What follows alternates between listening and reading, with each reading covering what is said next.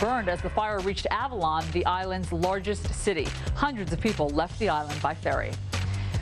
And folks are cleaning up as floodwaters start to recede in far northwest Missouri. But folks further south on the Missouri River are still watching the water anxiously and waiting for the floodwaters to crest.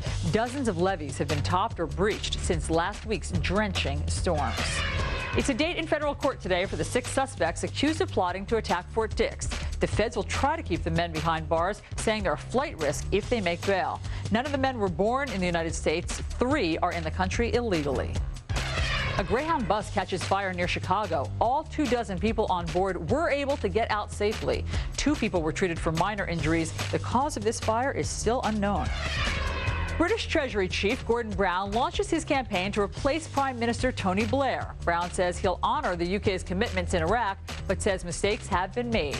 Britain has about 7,000 troops in Iraq, but plans to reduce those to 5,000 later in the year.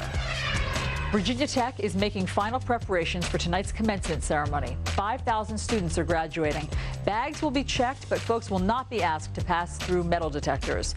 Former U.S. Commander in Iraq, General John Abizaid, will address the graduates. The university will give posthumous degrees to the students murdered during April 16th's shooting rampage.